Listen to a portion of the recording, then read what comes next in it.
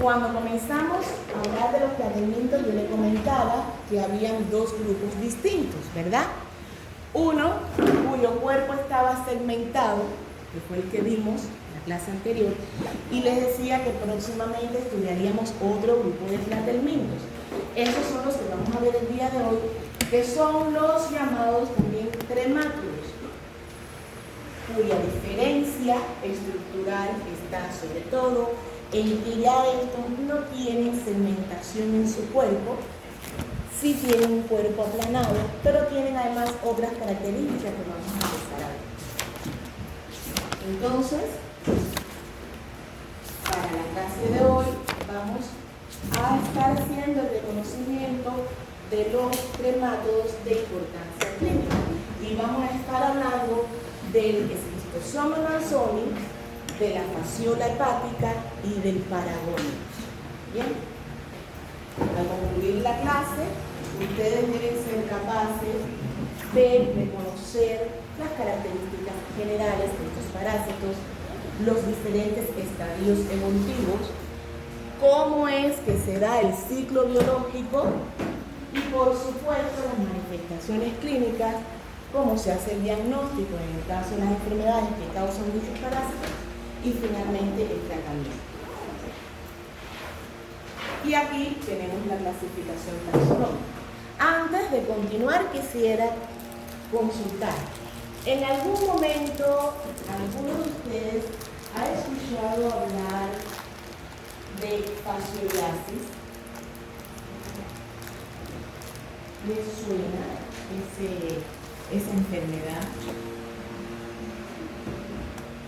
Fasciolasis, esquistosomiasis, paragoniasis. No les suenan, son nombres que son un poquito, digamos, raros.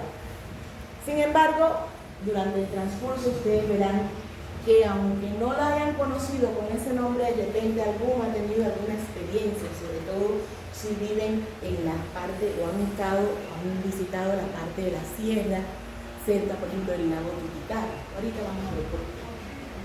Aquí tenemos la clasificación. Ya sabemos que pertenecen al filo Platel-Minter y que la clase es la séptima. Sin embargo, fíjense que cada uno de los parásitos que vamos a estar viendo el día de hoy se diferencian en cuanto a la orden.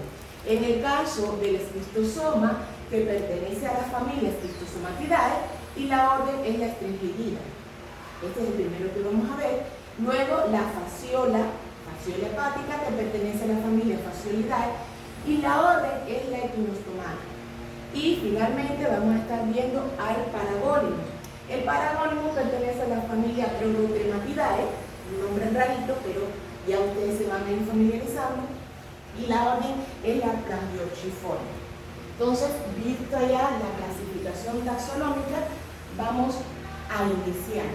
Y bueno, ¿cuáles son los elementos estructurales, las características que podemos identificar en estos parásitos que los hacen precisamente pertenecer al grupo de tremátodos y no, por ejemplo, al de los céfidos?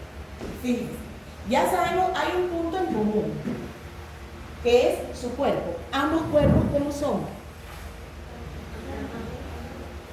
Ambos cuerpos son aplanados. Sin embargo, vean, en el caso de estos tremátodos, no hay segmentación en su cuerpo. Más bien, tienen, se dice, una forma como de hoja. ¿Ya? Y, al igual que los que estuvimos viendo la semana anterior, también tienen órganos de fijación. ¿Cuáles eran los órganos de fijación que estudiamos en los sextos? ¿Recuerdan? Ventosas y ¿qué más? Ganchos. Y ganchos. Bueno, y en este caso no vamos a estar encontrando ganchos, pero sí vean, hay ventosas. Y precisamente teniendo en cuenta la cantidad de ventosas que pueden presentar estos parásitos, se pueden clasificar como monóstomo, cuando tienen una sola ventosa, o dióstomo, cuando tienen dos. Bien, entonces esa es otra de sus características.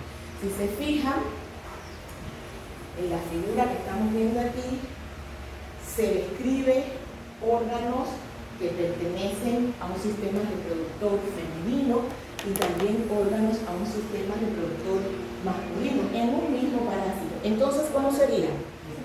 La mayoría son hermafroditas, haciendo una salvedad. El esquistosoma, que es el primero que vamos a ver, no. El esquistosoma tiene bien descrita tanto su forma masculina como la femenina.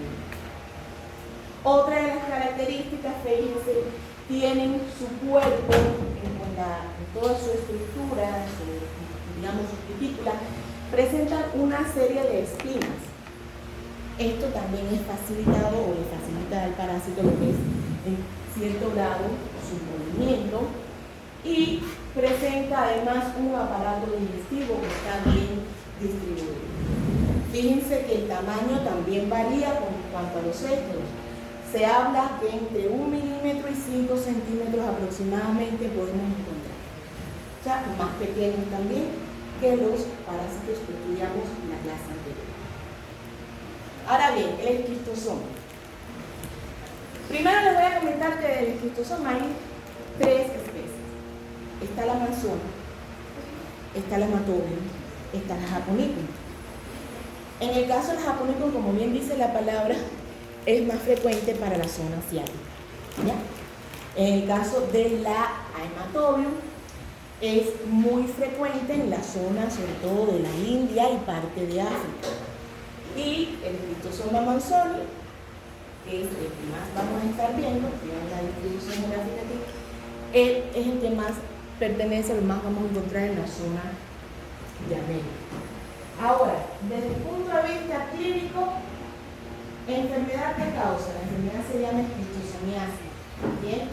Y se caracteriza fundamentalmente por un proceso inflamatorio que producen los huevos del parásito una vez que se ubican a nivel de los vasos sanguíneos. O sea, fíjense, el parásito, el esquistosoma, invade cuando afecta al organismo, al ser humano, invade sobre todo los vasos sanguíneos.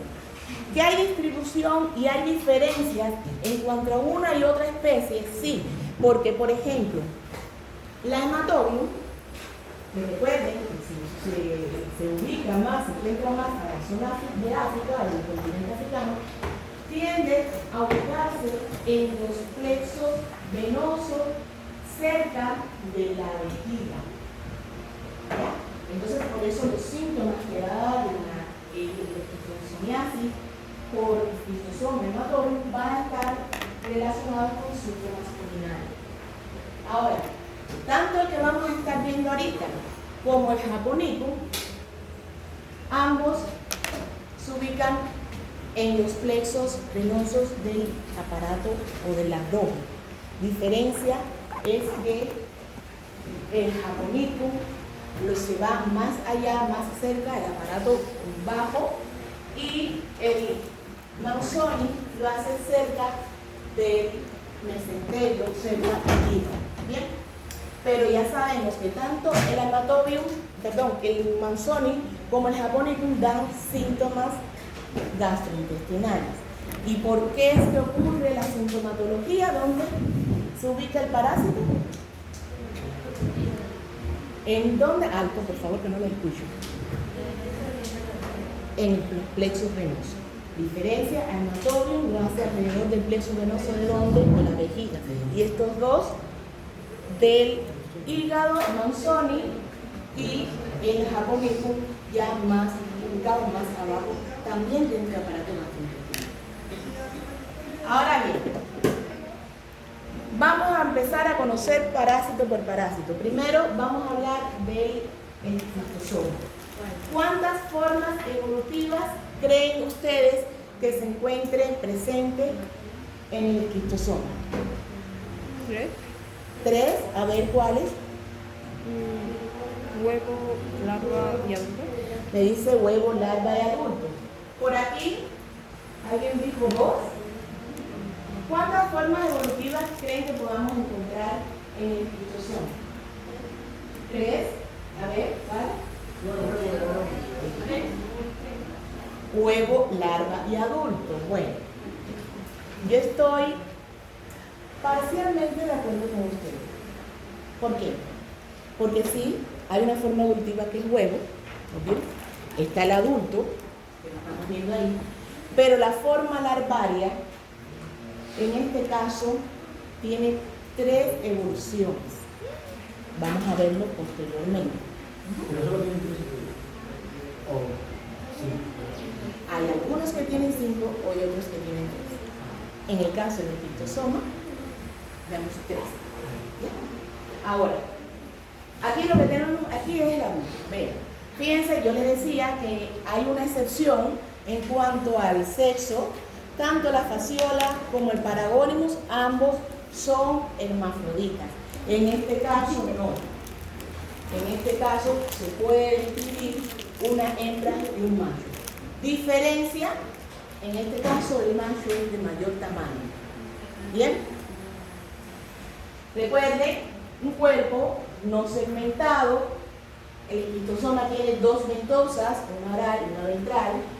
Vean, entre 10 y 20 milímetros aproximadamente lo vamos a encontrar.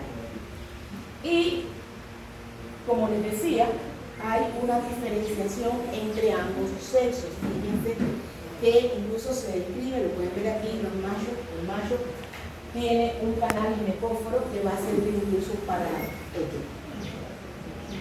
Ahora, el estadio de huevo, en esta imagen estamos viendo los huevos de las 3 especies que les he mencionado: Japonicum, Manzoni y Haematobium. ¿Qué características generales tiene? Una cubierta que va a ser transparente. Van a medir aproximadamente entre 114 y 180 micrómetros de largo por 45 a 73 micrómetros de ancho, y es llamativo un espolón, que se lo pueden ver en esta imagen, que precisamente este espolón permite diferenciar entre una y otra especie. En el caso del criptosoma manzoni, vean que este espolón se ubica de manera diagonal, o sea, a un costado y diagonal. A diferencia del Haematobium, miren dónde tiene el espolón, en la parte final. ¿Están viendo? Y el Japonicum lo tiene tan pequeño que prácticamente no se puede observar. Nosotros hoy vamos a hablar sobre todo el Manzoni. Recuerden que es el que predomina aquí en América. Manzoni. ¿Dudas? ¿Alguna duda hasta aquí? Dijo que el que tenía final era el Haematobium. ¿Cómo se llama? El Haematobium, Haematobium.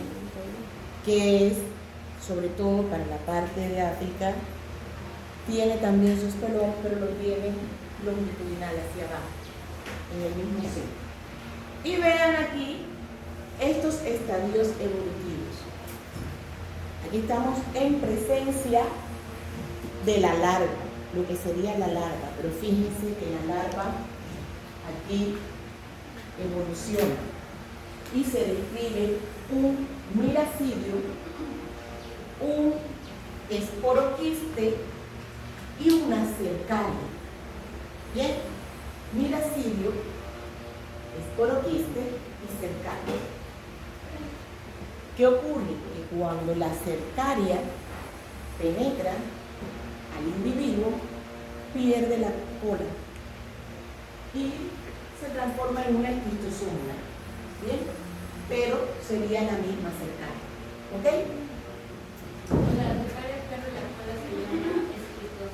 Esquistosoma. Lo vamos a ver en la próxima diapositiva. Vean el miracidio. ¿Qué podemos observar aquí en la imagen? ¿Qué creen que son? ¿Eh? ¿Qué sería? Glándula dicen por aquí, fibras por ahí. ¿Quién dijo cilios? Son cilios, muchachos. Son cilios. Y precisamente vamos a ver cuando hablemos del ciclo biológico por qué presentan estos cilios. Recuerden qué característica o qué posibilidad le da los cilios a los parásitos. ¿Qué le permite? Movimiento. La movilidad, ¿verdad? Entonces, vamos a ver ahorita por qué es que los cilios son tan importantes en el megacilio. Tenemos luego al esporoquiste, ahí estamos viendo la segunda forma evolutiva, y aquí está la cercaria. Ojo con esta forma evolutiva. Ojo con la cercaria. Fíjense, la cercaria en este caso, podemos observarla, presenta una parte anterior, que pudiera llamar lo que es la cabeza, y una cola que está bifurcada. Le digo ojo, porque esta va a ser la forma infectante para el individuo. La cercaria. La cercaria. ¿Bien? Y como les decía, ya el esquistosómoro sería la misma cercaria una vez que ella penetra al individuo. Bien, ¿alguna duda con las 4 formas evolutivas que hemos visto? O las 3 formas evolutivas, perdón. O sea, la cola es la que se pierde. La cola es la que se pierde. Pertenecen al adulto, ¿no? Las ¿Qué creen ustedes? A la larva. Sería, o sea, en este parásito no se habla de larva precisamente, ¿ya? Porque si se fijan, se menciona el milacidio, se menciona al esporoquiste y se menciona a la cercaria como tal. ¿Bien? Ahora bien, vamos a entender a través del ciclo biológico cómo ocurre la infección, cuál es la patología, la patogenia y cómo es que se dan las diferentes formas evolutivas. Vean la imagen, ¿quién se anima? ¿Quién se anima a explicar el ciclo biológico? ¿Qué es lo que estamos viendo?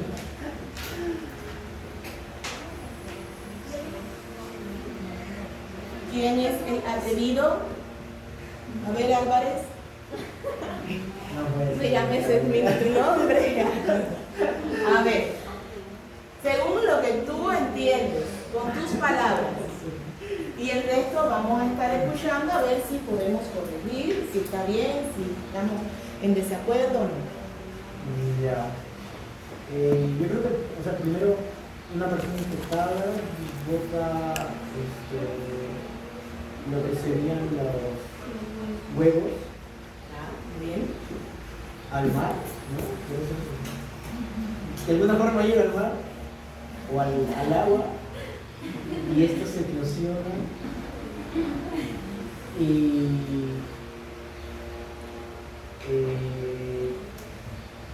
llegan a ser transmitidos a los caracoles. Estos desarrollan otro estadio dentro de ellos que serían entonces los periodos intermediarios. Luego el parásito se reproduce en ellos y estos pasan por una cadena de depredadores. ¿Dónde está el depredador ahí? ¿Dónde está la cosa? ¿Eso no es una ave? ¿Cómo? ¿Dónde? El 5 no es una ave. ¿Qué tú crees que sea el 5? Míralo bien. La cola. Parece un... ¿A qué se te parece? A la cercaria. Parece una ave. La cercaria. ¿No se te parece esta forma evolutiva? ¿No crees que es la misma? No se parece un poco. Y entonces la cercaria entra, sería el estadio infectivo porque nos contagiamos a través de la piel y se repetiría el ciclo. No, bueno, en nuestro organismo la cercaria evoluciona, bueno, pasa por la circulación, llega hasta el hígado y se desarrolla en el... ¿Están de acuerdo? Vamos a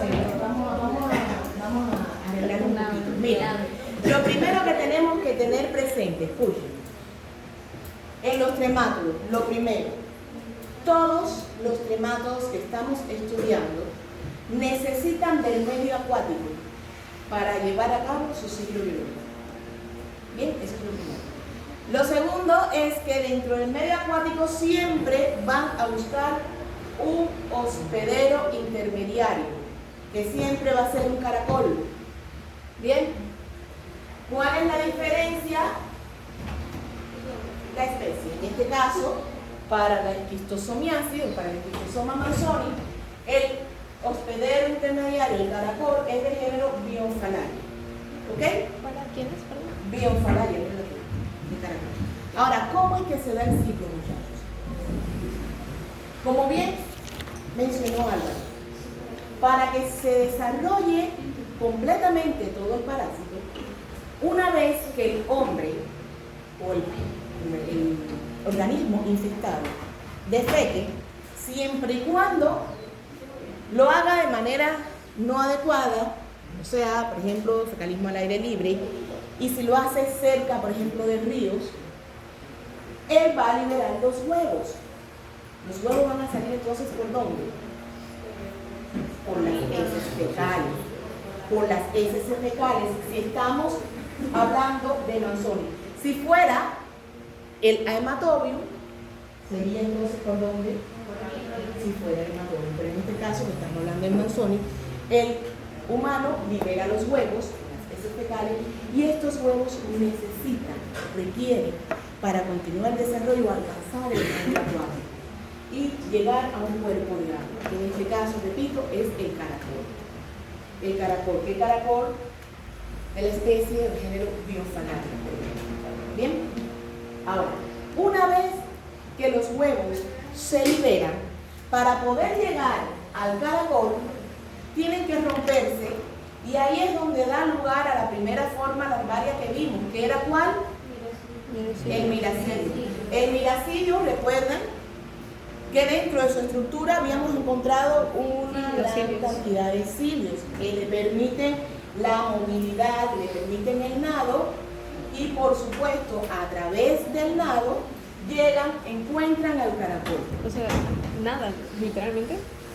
Tienen que, para buscar el caracol tienen que ir nadando, para eso tienen los cilios. ¿Ya?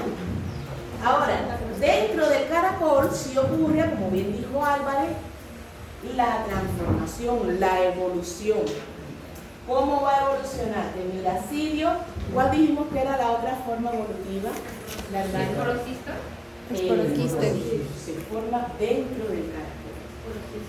Bien.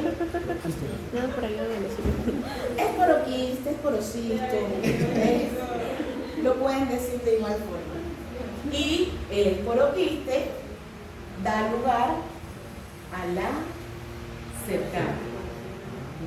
La cercaria, entonces, se encuentra libremente, ¿por dónde? Por el líquido, por el medio acuático.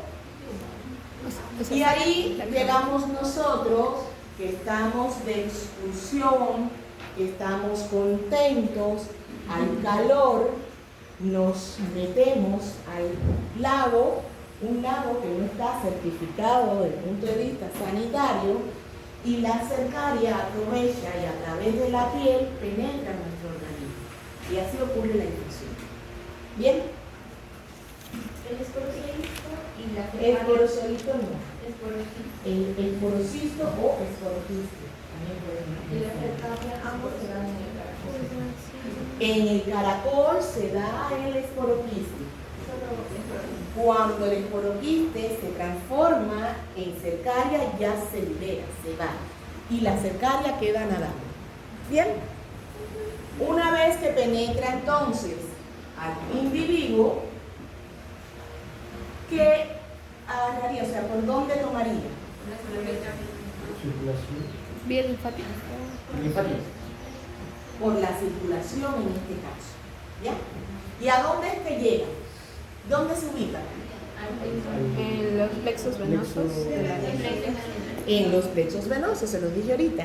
Y ahí entonces comienza primero un proceso inflamatorio, porque recuerden, el cuerpo extraño, se genera todo el proceso inflamatorio inicial, y luego el parásito se desarrolla completamente, comienza a poner sus huevos, la irritación entonces se hace mayor, los huevos incluso desencadenan o incrementan el proceso alérgico con una reacción alérgica, y cuando el parásito muere, este proceso fibroso que se genera para, digamos, para contrarrestar, para eliminar o para subsanar el daño que ha producido el parásito, es lo que se traduce o lo que se conoce como la patogenia de la enfermedad. Entonces, en resumen, para que me entiendan, en este caso el daño, la patogenia, es causada por la reacción inflamatoria, la reacción alérgica y posteriormente la fibrosis que se da como resultado de la presencia del parásito en los plexos venosos, que como en el caso del Mawsonic se ubica en los plexos venosos mesentéricos, los síntomas van a estar relacionados con afectaciones gastrointestinales y afectaciones hepáticas, ¿ok? Eso es lo que les explica esta diapositiva. Ahora bien, ¿cómo creen ustedes que les llegaría un paciente con una esquistosomiasis? Primero piensen, ya vimos el ciclo biológico, antes de empezar a contestar, vamos a pensar. ¿Cómo te llega? ¿Qué es lo que te refiere a ti como médico?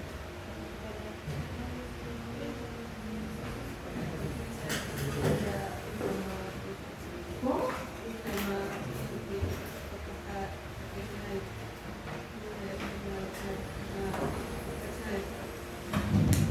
La estudiante Faust habla de que el paciente puede venir con una reacción alérgica en la piel. Ojo, cuando yo les hablaba, les mencionaba una reacción alérgica de hipersensibilidad, sobre todo es a nivel de la zona abdominal del suelo. ¿Bien? Pero sin embargo, lo que dice Faust no está errado del todo, porque recuerden que el parásito penetró por la piel. Y por donde penetró el parásito sí puede haber una dermatitis.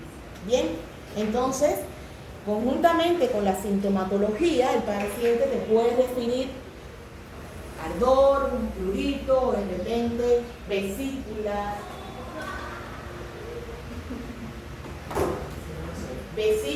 ampollas en una zona determinada de la piel. Puede haber, no es que siempre está, recuerda, no siempre pasa. ¿Bien?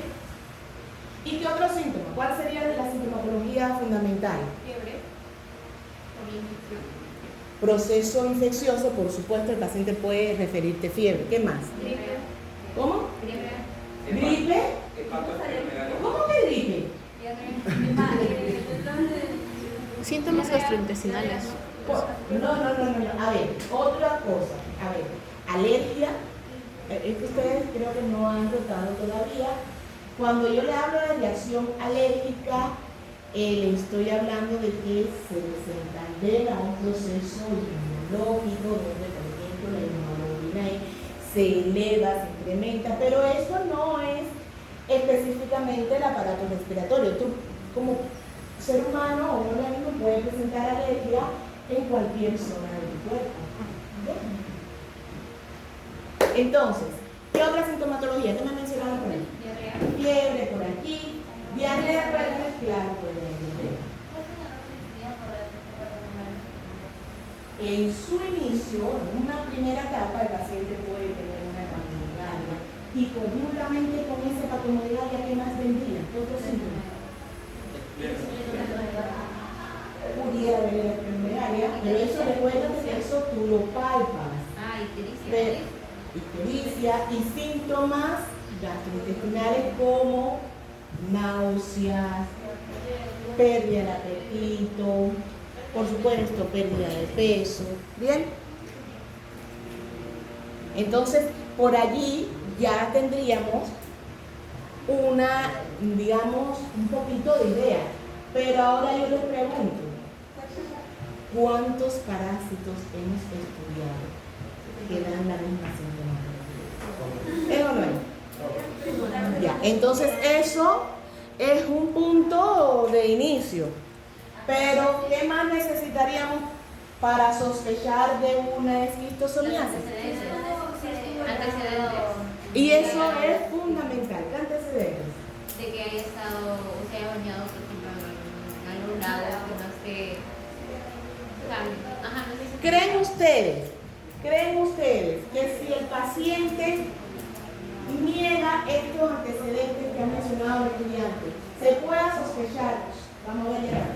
¿Creen ustedes que si el paciente te niega el hecho de haber tomado un baño en un lago, se pueda sospechar o lo puedas descartar a la esquistosomiasis? ¿Quién dice no? ¿Quién dice no? A ver, ¿por qué? Miguel. Porque van a haber varios parásitos que van a causar la misma sintomatología. Entonces, lo más obvio creo que sería sacar un dato CADS. Ya, pero antes de llegar ahí, fíjense en lo que él pregunta. ¿Creen ustedes, ya el paciente llegó y ustedes interrogaron, ya le dio la sintomatología que hablamos, y ustedes, por supuesto, como sospechan de varias parasitosis, quieren descartar que sea esquistosomiasis? Entonces, si el paciente les dice, no he tomado ningún baño en un lago, ¿se descarta la enfermedad? No. ¿Por qué no la descarta? ¿Dónde más puede adquirir el paciente la enfermedad? Pero si él no se bañó, Si consume él no varios. está en el lago. Y si, por ejemplo, si consumió caracoles, Tomando ¿no? agua. Aunque entra por la piel, ¿no? No podría. Vean el ciclo biológico, aquí está la respuesta. Recuerden que el parásito sí o sí, se lo dije, tiene que desarrollarse en el agua. Es un medio acuático. El parásito no lo vas a encontrar por fuera. ¿Ya? ¿Y la forma infectante cuál es? La cercaria. ¿Y dónde se encuentra la cercaria? En el agua. Nadando libremente en el agua. ¿Ya? Tomando agua. Tomando agua no ocurre la infección. O sea, la infección en este caso se da por la penetración en la piel. En este caso, en esquistosomiasis. Ah, bueno, si tú lava en el lago y le penetró, ahí sí. Pero por vía oral no. ¿Bien? No por vida. Entonces, ya eso sería un elemento también importante en la esquistosomiasis. Siempre está el antecedente del paciente de haber sufrido un baño en un lago. Ujú. Porque si no, ¿de qué forma? ¿Cómo la adquiere? La cercaria no sale con sus patitas. Ahí está ahí en el lago. ¿Bien? Entonces, ya me adelanté. Trampas. Y si yo, por ejemplo, como el caracol, pero o sea, aún no está en su estado No, porque si te comes el caracol, ¿qué forma infectante estarías ingiriendo? ¿Y cuál es la forma infectante que ellos mencionan? La cercaria. La cercaria, ¿ya? Ahora sí, entonces, Doctora, ¿cómo el caracol llega a notar en este paciente de los dentro del caracol se desarrolla el parásito. Y una vez que el esporocisto, o sea, el milacidio invade el caracol. Una vez que está dentro del caracol, se transforma, evoluciona a esporoquiste. Y el esporoquiste continúa esa evolución a cercaria. Ya cuando el parásito, ya cuando la cercaria, no, el esporoquiste está dentro del caracol. Cuando la cercaria está formada es que libera el caracol, se abandona el caracol. Y lo expulsan las heces. No, ya ahí, mi amor, la cercaria se va sola.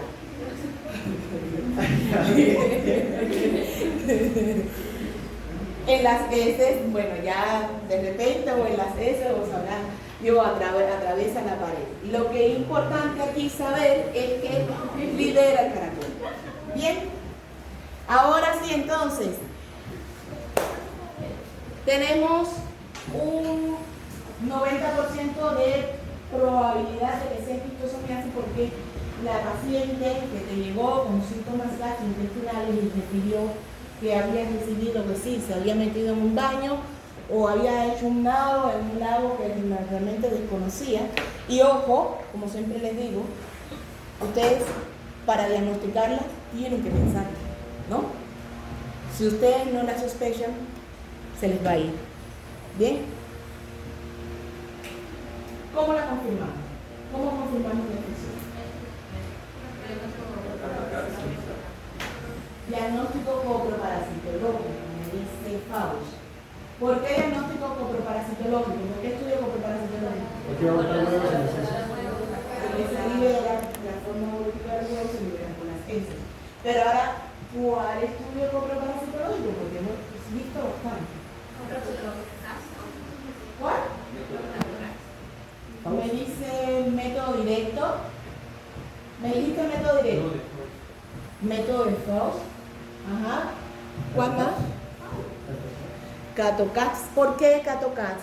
Ustedes son tramposos, no creo que lo vieron ahí. Recuerden, Para recontar, siempre que estemos para ver la carga viral. ya sea de elementos, luego de planteamientos, los métodos cuantitativos que te cuantifican la cantidad de huevos son útiles. Porque incluso no siempre el método directo te va a dar diagnóstico, se te puede escapar. Recuerden que siempre o la mayoría de las veces es más útil aplicar métodos de concentración. Y este es uno de los métodos de concentración que conocemos. Bien. ¿Y qué otro estudio, en caso de que no podamos contar con el estudio coproparasitológico, qué otro estudio pudiéramos indicar? Frotis, pero ¿de qué zona el frotis? ¿Dónde sería el frotis?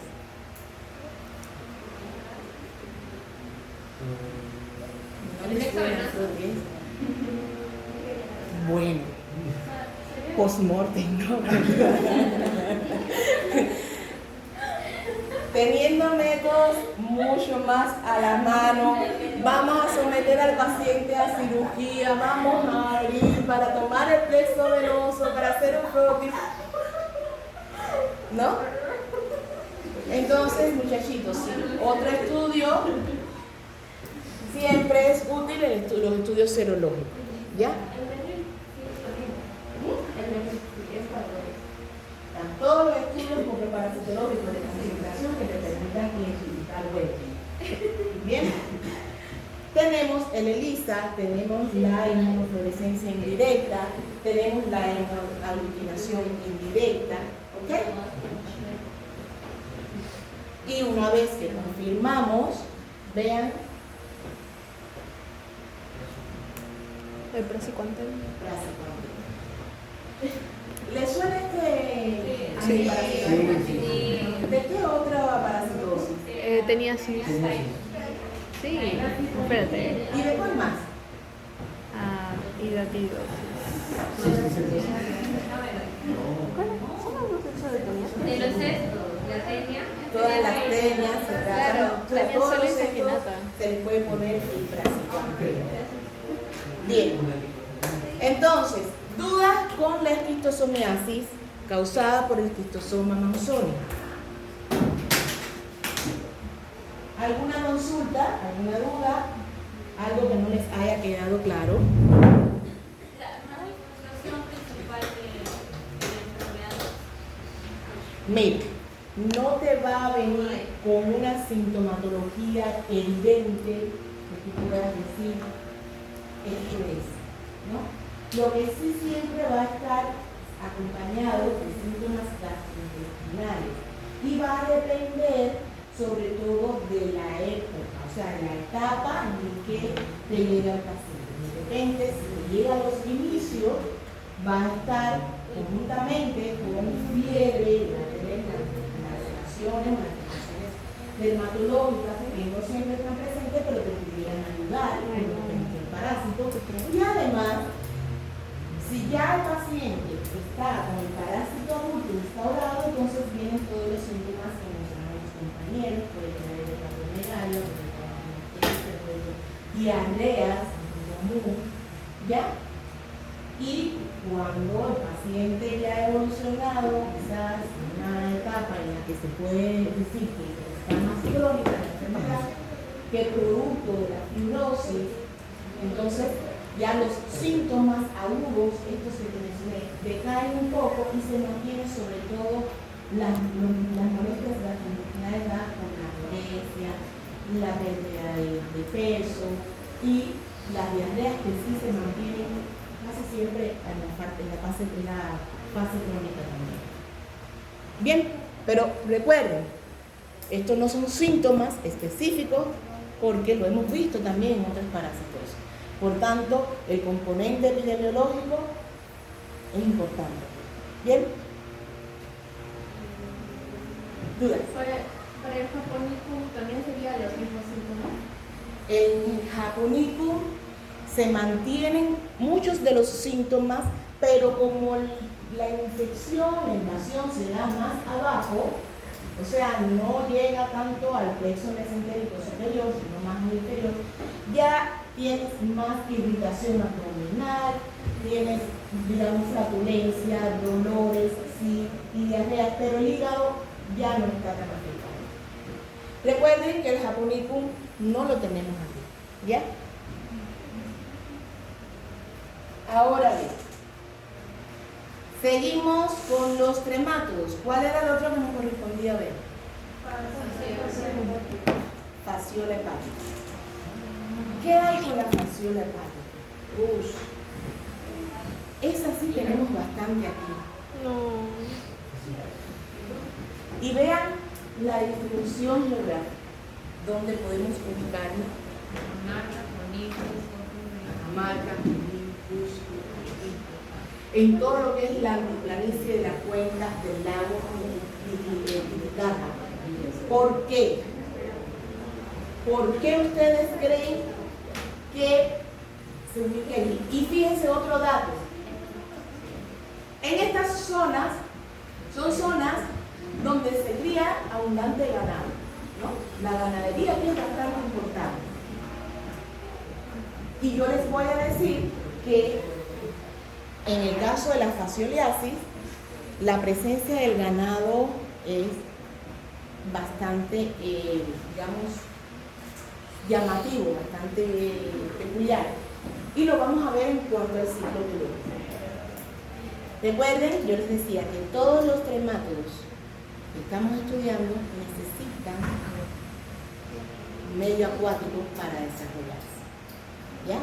Entonces, en estas zonas que estamos viendo allí, hay presencia de lago, hay agua que no es corriente, o sea, es más bien lagos con aguas estancaditas, y además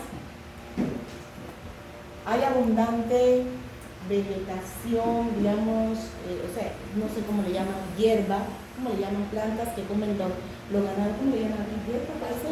¿Pasto? Pasto, efectivamente, hay bastante pasto. Y el parásito también en este caso necesita de algunos berritos, de algunas plantitas acuáticas para llevar su desarrollo. Entonces, es por eso que en estas zonas geográficas es donde vamos a encontrar mayor cantidad de parásitos. Aquí estamos viendo algunas de sus formas evolutivas. Vean aquí, este es el huevo.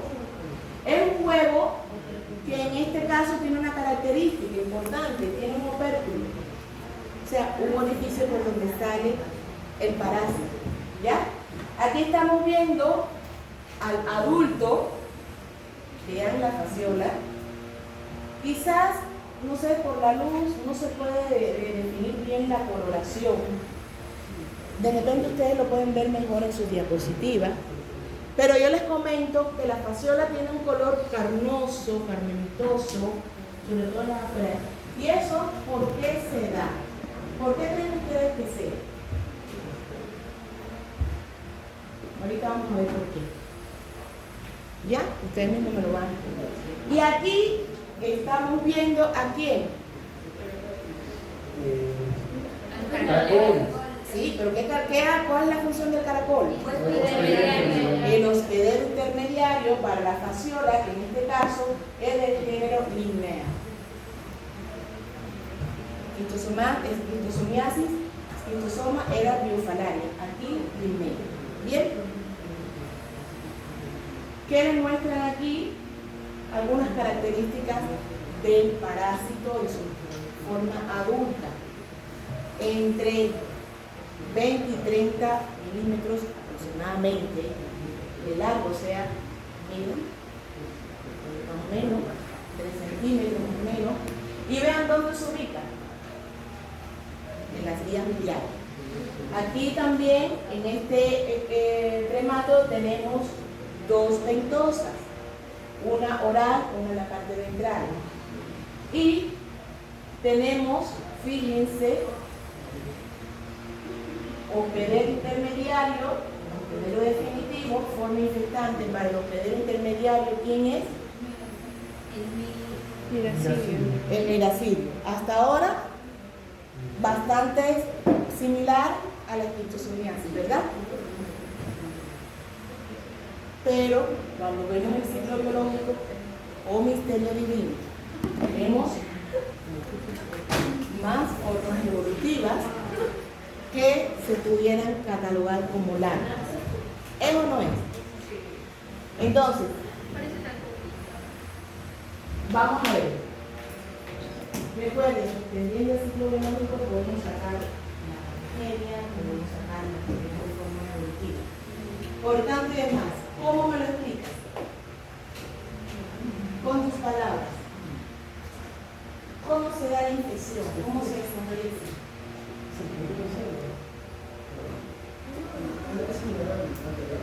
Igual se nota que puede evolucionar agua, ya sea por el tratado o por el dolor, por las heces, y luego ya hay huevos, tienes otra salida muy así, entra al caracol. O sea, un momentito. El huevo no te interesa. Se desarrolla. Se rompe el huevo y se libera el miracidio, ¿verdad? Sí. Entra al caracol y el caracol ya se desarrolla a...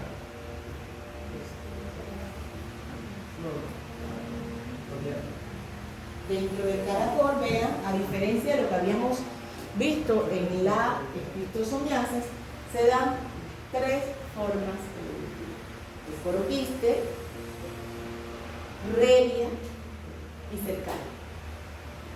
Esporoquiste, revia y cercaria. Cuando se libera la cercaria, cuando se forma la cercaria, esta se libera. ¿Y a dónde va? Sigan la imagen. ¿A dónde va la cercaria?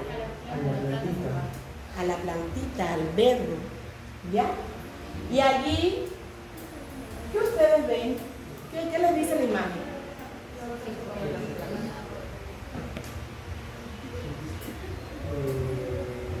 Se encuentra en la sopa. Pero vean, efectivamente, la cercaria, cuando llega al berro, pierde la cola y se enquista. Y a esta forma se le llama metacercaria. Metacercaria. Y la metacercaria entonces sería la forma infectante para el humano o para el ganado. ¿Bien? ¿Quién sería el hospedero definitivo entonces? La vaca. La vaca, el humano, hace función de hospedero definitivo cuando accidentalmente ingiere ¿qué? ¿Qué ingiere? Los vegetales. La metacercaria se encuentra incrustada, recuerden, en los vegetales. Estos vegetales Las metacercarias acuáticos serían la fuente de infección para el individuo. ¿Bien? Ahora, una vez que el parásito llega al aparato intestinal, esta metacercaria atraviesa la pared intestinal y por continuidad, o sea, se desplaza directamente y se ubica en el hígado. ¿En qué parte? En los conductos biliares. ¿Bien?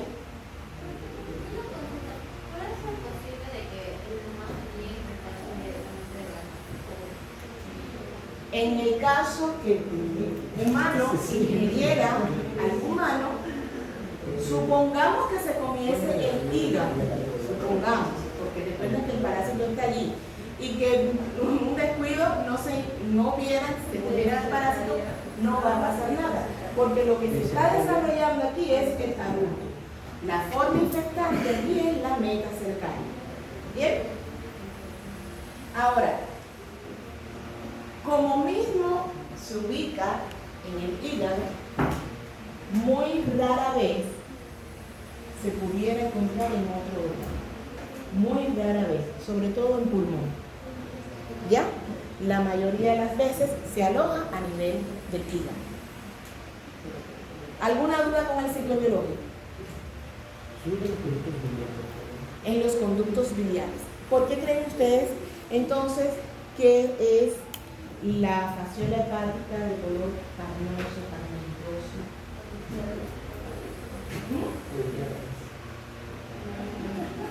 ¿Dónde se desarrolla? En el conducto biliar. ¿Y qué hay en el conducto biliar? ¿Qué se expresa? ¿Y de qué color es el pigmento biliar? Amarillento, ¿no? Verdoso. Y entonces esa impregnación que va adquiriendo el parásito, especialmente de la bilis, es lo que le da la coloración al parásito. ¿Ya? Ok.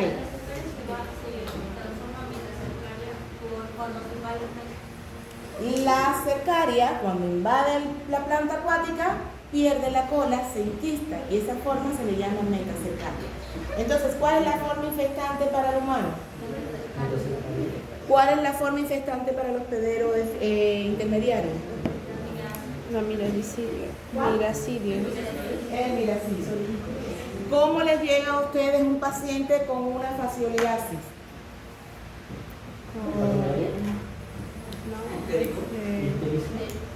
Podría ser. ¿Por qué se da la ictericia? Por la bilirrubina. ¿Por qué la ictericia? A ver, uno solito para poder entender. A ver, acá. ¿Por qué hay ictericia?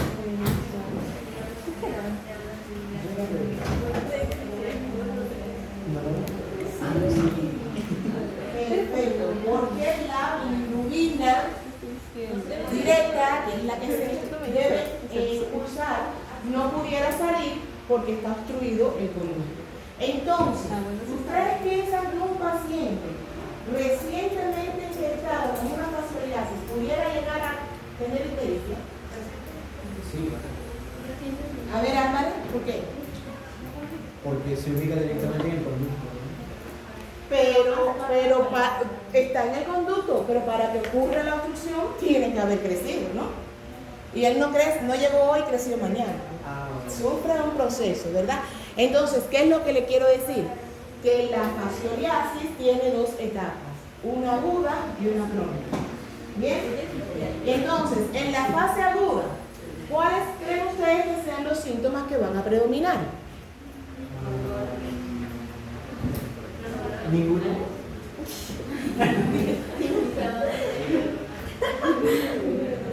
No hace nada. Hay un proceso infeccioso. El paciente va a ir con dolor de esta manera, con fiebre, ¿con qué más? Este proceso infeccioso está ubicado, está afectando específicamente la vida, ¿verdad? Entonces va a tener una hepatomelaria reactiva, o sea, dolorosa sobre todo. Y hay un dato que les voy a aportar.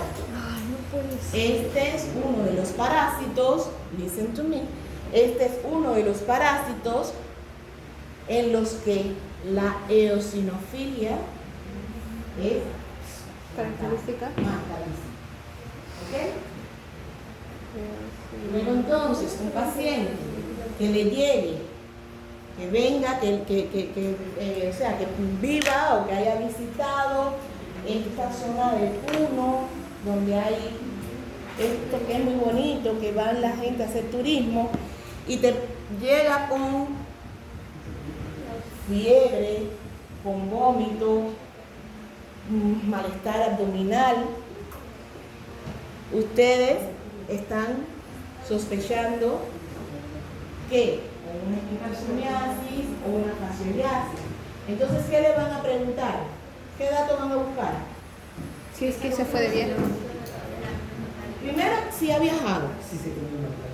Sí, estuve visitando el lago. Ah, ¿te bañaste? No, me dijeron que no.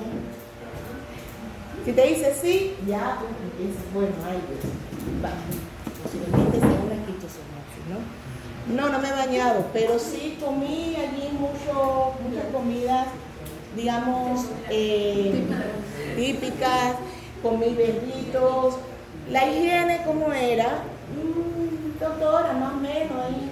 Bueno, ya ahí tú empiezas a sospechar. Entonces, ¿qué le vas a indicar?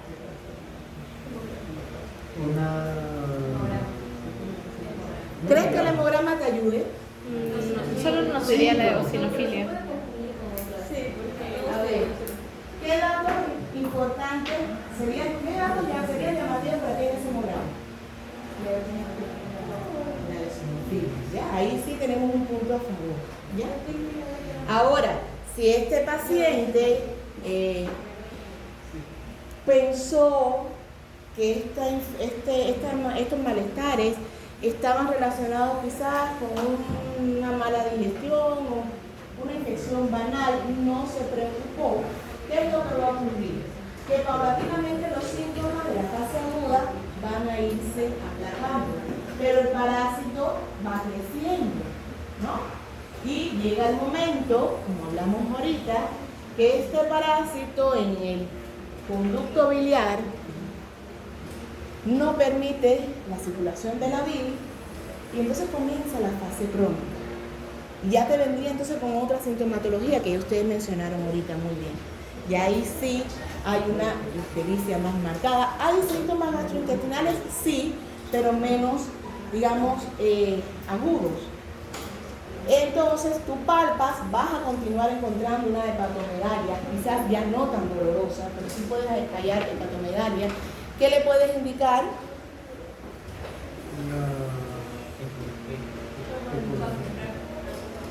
Álvaro está aprendiendo, ven, Álvaro está avanzando, se está upgradeando. Una ecografía, perfecto. ¿Y qué vas a encontrar en la ecografía? Te describen el parásito. ¿Ya? Entonces veamos aquí, fase aguda, fase crónica, vean los síntomas, las afectaciones que te producen, náuseas, primero la fiebre, por supuesto, la hepatomegalia con dolor abdominal, la eosinofilia, la urticaria, y ya en la fase crónica vean cómo predomina en la fase crónica entonces la obstrucción y los síntomas provenientes o consecutivos a esta obstrucción. ¿Cómo lo diagnosticamos?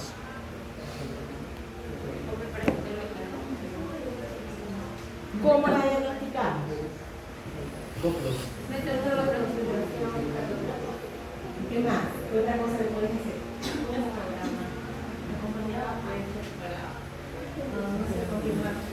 De todos estos exámenes que hemos mencionado, digamos, el hemograma, la ecografía, el metro de Gato-Cas, el metro de Faust, ¿cuál es el que le va a dar la confirmación del diagnóstico?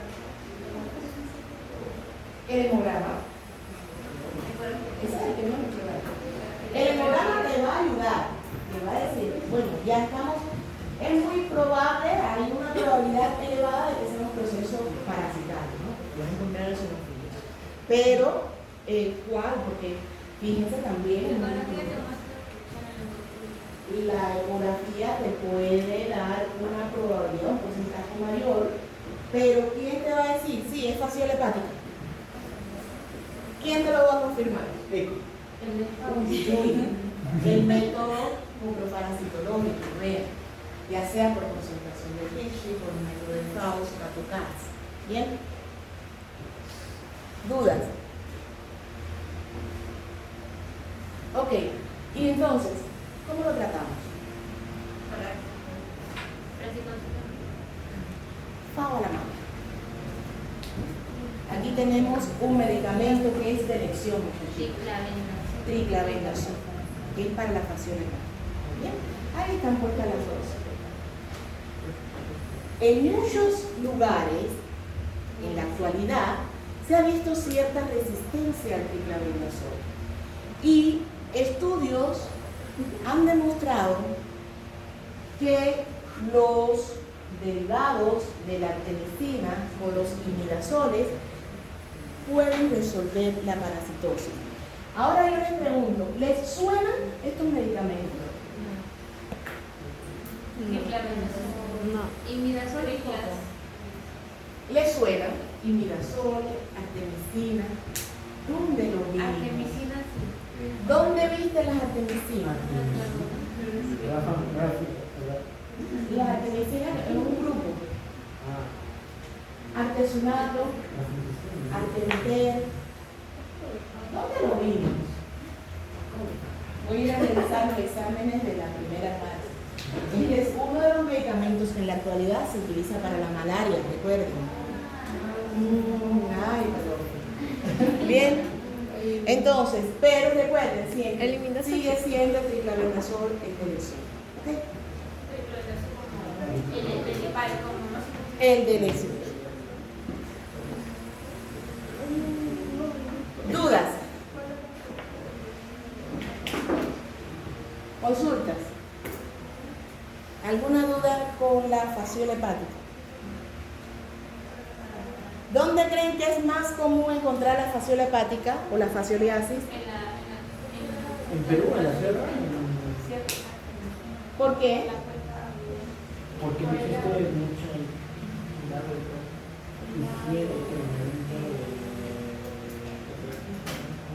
¿Por qué hay mucho pasto? que para los mucho ganado. Mucho ganado, mucho pasto, muchas lagunas. Porque hay muchas lagunas, todo, pasto. ¿Ya?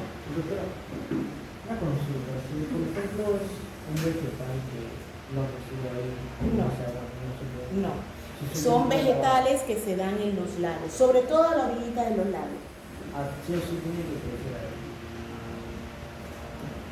Bien, ¿alguna otra consulta?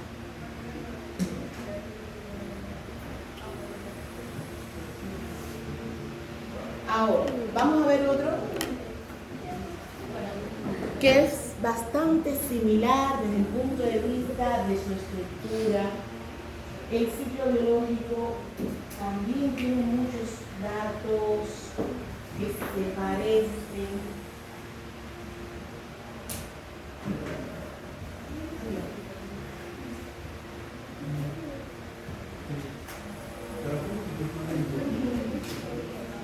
Vamos a hablar ahora del paragónimo.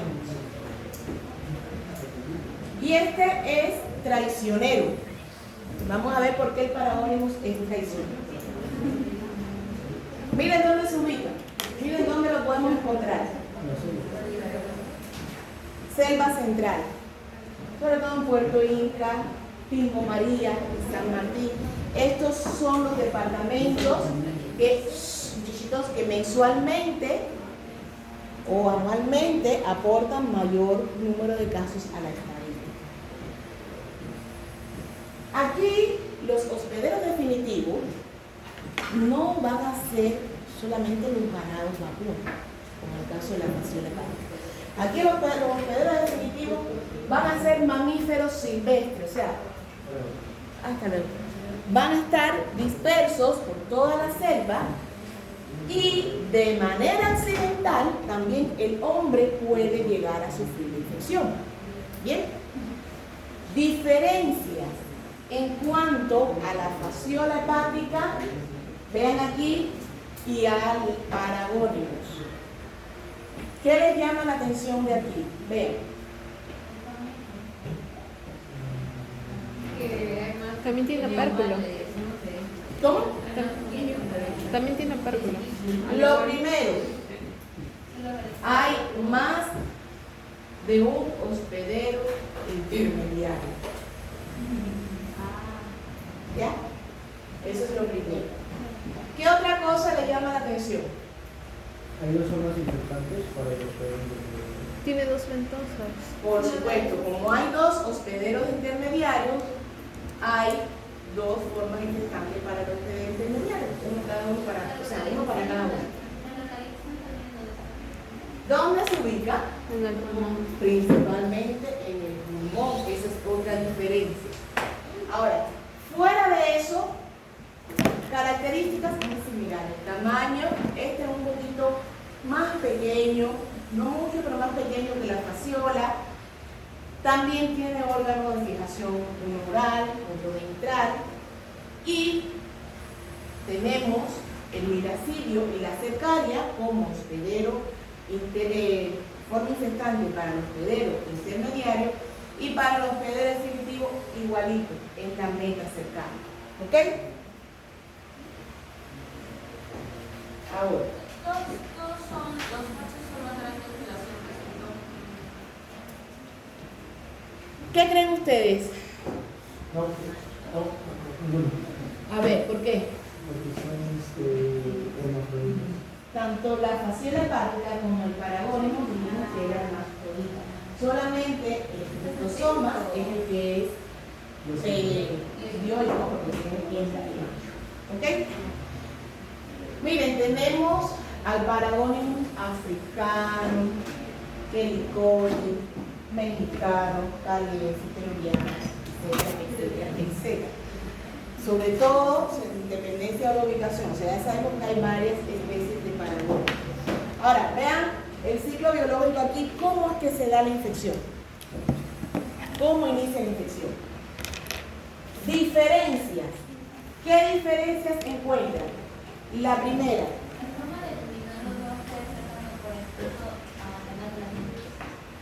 En este caso, como el parásito se ubica en el pulmón, puedes eliminar el parásito por vía fecal, sí, lo puedes eliminar, pero también lo puedes eliminar a través de la vía respiratoria.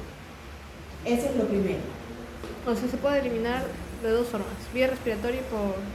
O por vía fecal o por vía respiratoria. ¿Bien? Ahora, una vez que el parásito llega en forma de huevo al líquido, al lago, ¿qué tiene que buscar? ¿Cuál es el primer hospedero intermediario? El caracol. ¿Cuál es el tipo de caracol? Aquí tiene un nombre raro, feito, Arioapilio. Arioapilio. Entonces, ustedes se lo aprenden, más o menos lo escriben y yo no es que le voy a penalizar por eso. Pero ya saben que es también un caracol. Y luego, dentro del caracol, tenemos, igualito que la fasciola hepática, el desarrollo del esporoquiste, la redia, la cercaria. Fíjense, diferencia con el esquistosoma. El esquistosoma no te da redia y la cercaria se libera. ¿Ya? Ahora, aquí la cercaria busca al segundo hospedero intermediario, que es un crustáceo. Bien. Si nosotros ingerimos entonces este crustáceo, nos vamos a llevar la meta cercaria, que igualito va a llegar al aparato intestinal, se va a liberar y por continuidad va a llegar al pulmón. Se puede ubicar en el hígado. Aquí pasa similar a la fasciola. No es que nunca vayas a ver una fasciola fuera del hígado, o sea, no es absoluto, pero la mayoría de las veces se ubica en el hígado, por eso es que se le llama fasciola hepática. Aquí pasa similar. Puede también ubicarse en el hígado, pero la mayoría de las veces le vamos a encontrar en el pulmón. Bien. ¿Cómo puede dar síndrome de ¿Cómo? síndrome de Loeffler puede dar en el pulmón? ¿Qué es el síndrome de Loeffler? Vamos a ver según concepto. ¿Qué es el síndrome de Loeffler? Es la neumonía eosinofílica. Causado por el ciclo de luz. Como respuesta al ciclo de luz. ¿Y cuál es el ciclo de luz? El desarrollo del pico de un parásito fuera del intestino. Y llega hasta las vías. Aquí no se da una circulación. Aquí lo que pasa es que el parásito atraviesa y se queda ahí mismo y se desarrolla. Entonces, no va a haber una, o sea, esta migración larvaria que tú puedes encontrar hoy una placa, un acúmulo de xenófilos hoy aquí, mañana ves que está movido. O sea, no llega a ser un síndrome de Loeffler. ¿Tiene síntomas respiratorios? Sí. Incluso es una enfermedad que puede muchas veces confundirse con una tuberculosis, porque da síntomas muy similares a la tuberculosis. Entonces tendríamos, por ejemplo, la presencia del esputo hematoico, la disnea, ¿ya? La pérdida de peso marcada, y va a depender también de la etapa, ¿no? Aquí tenemos la fase aguda, la sintomatología que nos puede proporcionar. Lo vemos muy similar a la fasciola. Tenemos la fiebre, tenemos la tos. Ya a medida que va evolucionando la cronicidad, los síntomas agudos se van aplacando como todo un proceso infeccioso y quedan los predominantes. Entonces, aquí en esta fase crónica es sobre todo donde se puede confundir la enfermedad con una tuberculosis. ¿Bien? ¿Dudas?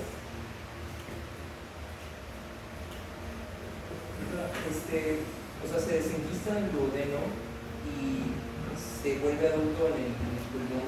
Entonces, si está en el pulmón, ¿por qué salen huevos en la materia fecal?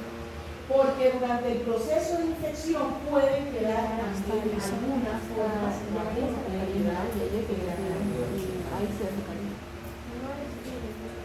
No, pues pero, o sea, de los pulmones dice que también sale por vía fecal. Recuerden, no es exclusivo encontrarlo en el pulmón, pero es donde predomina. Entonces, ¿cómo le llegaría al paciente? Como una aparente neumonía.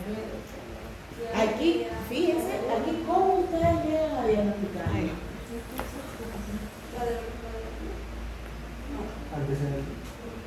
Pero muchachitos, siempre que se defina el diagnóstico acostumbren. Empiecen, es A, B, C. A, interrogatorio, B, examen físico, C, es que ustedes indican el examen.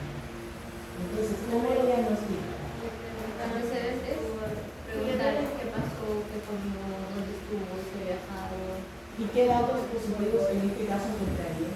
Es que puede que haya ido a una región donde debe ser por ejemplo San Martín, que ha consumido cámaras un plato así, que es donde pudo haber ingerido. Un plato, ¿qué tipo de plato? ¿Eh? Fíjense, no se me confundan, ambos entran por vía oral, pero la fasciola se ubica ¿dónde? En los berritos. Y aquí tiene que haber ingerido un crustáceo. ¿Ya? Y entonces, ¿qué más?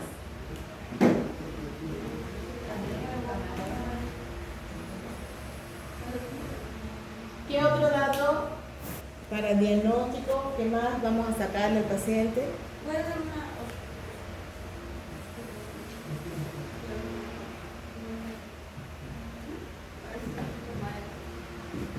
A ver, ¿qué me quieren decir? En mi palabra ya lo miramos.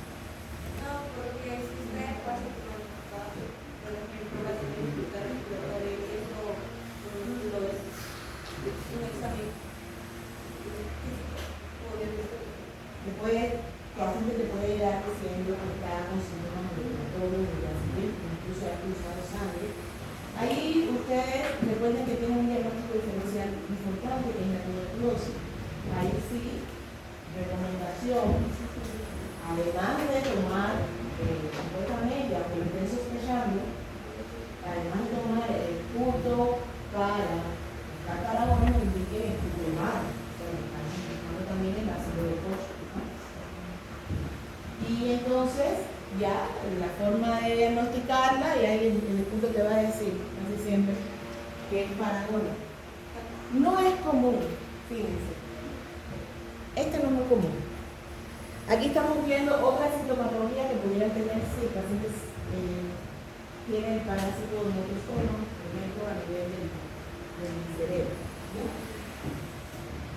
De todos los que estamos viendo, de todos los que hemos visto hoy, el más común es la fasciola hepática, el más prevalente es la fasciola hepática.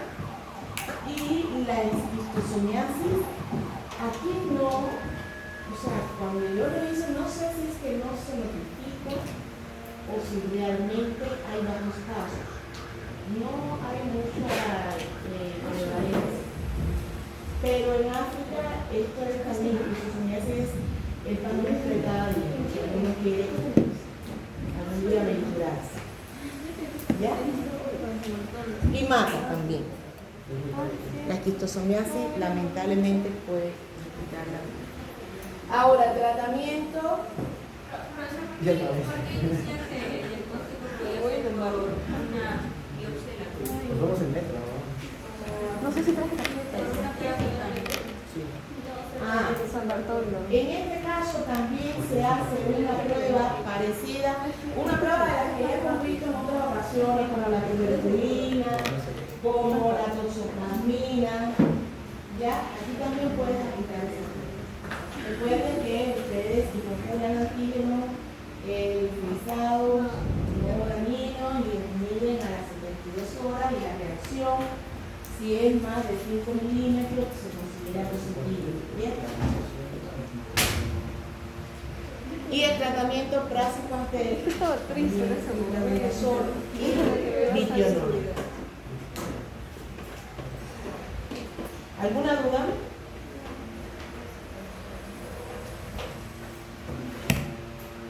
Estamos terminando ya el ciclo. Gracias a Dios. La próxima semana les traigo al grupo globoso de agua de sangre. Porque hoy, la verdad que tengo que comer el mensaje.